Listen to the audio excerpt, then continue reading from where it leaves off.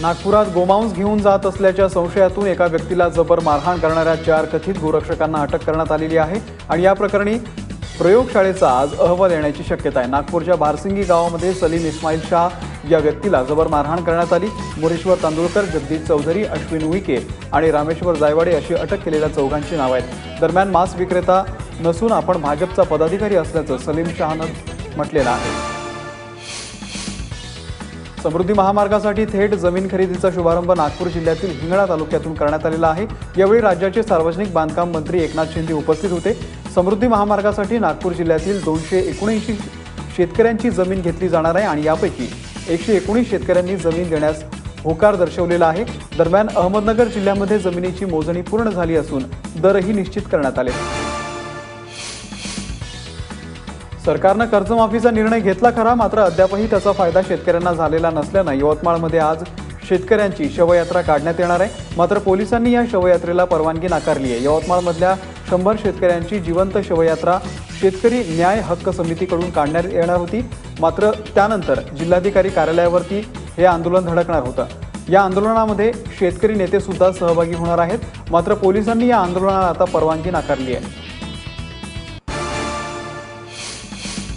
कोपर्डी बलात्कार प्रकरणी अद्यापही आरोपींना फाशी न मिळाल्याच्या निषेधार्थ बुलढाण्यामध्ये कॅन्डल मार्च काढण्यात आलेला आहे। काल बुलढाण्यातील नागरिकांनी एकत्र येऊन जयस्तंभ चौकामध्ये कॅन्डल मार्च काढून कोपर्डीच्या निर्भयाला श्रद्धांजली वाहिली आणि सरकारचा निषेध केला।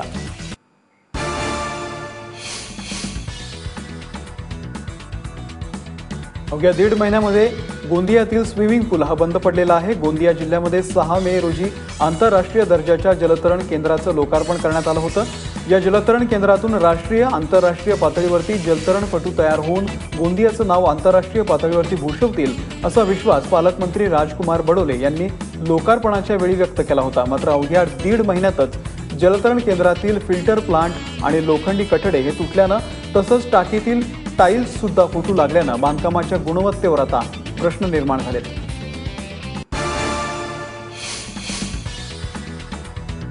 उत्तम रुग्णसेवा देण्याच्या यादीमध्ये वर्धा जिल्ह्याचा विदर्भातून पहिला तर राज्यातून 3रा क्रमांक आलेला आहे।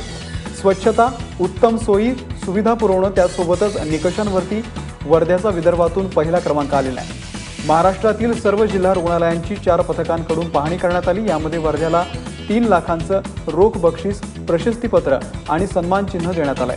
हा पुरस्कार राज्याचे आरोग्यमंत्री डॉक्टर दीपक सावंत यांच्या हस्ते देण्यात आला।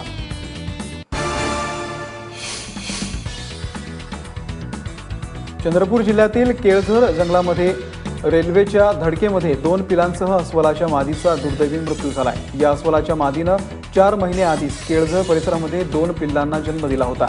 इंग्रजकालीन असलेल्या BNR पॅसेंजरचा हा मार्ग अतिशय घनदाट जंगलाचा आहे आणि या मार्गावरती रेल्वेला वारंवार गाडी हळू नेण्याच्या सूचना देण्यात आलेल्या आहेत। मात्र या सूचनांचं पालन न केल्यामुळे आतापर्यंत या रेल्वे मार्गावरती वाघ, बिबट्या आणि गवा यासारख्या जंगली प्राण्यांना आपला जीव गमवावा लागलाय।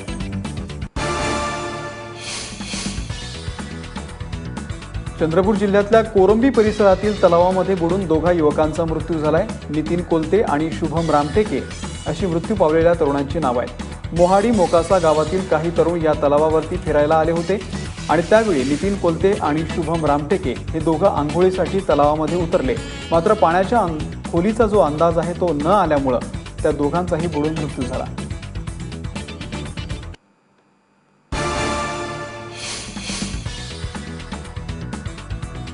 कोल्हापूरचे माजी जेलर प्रेम कृष्णा मित्रा यांची अमरावतीमध्ये राहत्या घरी हत्या करण्यात आलेली आहे। अमरावतीमध्ये स्टेट बँक कॉलनीमध्ये राहत्या घरी त्यांचा मृतदेह आढळल्यानं एकच खळबळ उडाली। पोलिसांनी जेव्हा घर उघडलं तेव्हा प्रेम यांचे हातपाय बांधलेले होते, रक्ताचा सडा पडला होता, तसंच एक कुऱ्हाडही त्यांच्या मृतदेहाशेजारी मिळाली। पोलिसांनी दिलेल्या प्राथमिक माहितीनुसार प्रेम यांचा खून 4 दिवसांपूर्वी झाल्याचं कळतंय आणि या प्रकरणी आता पोलीस अधिकचा तपास करतायत।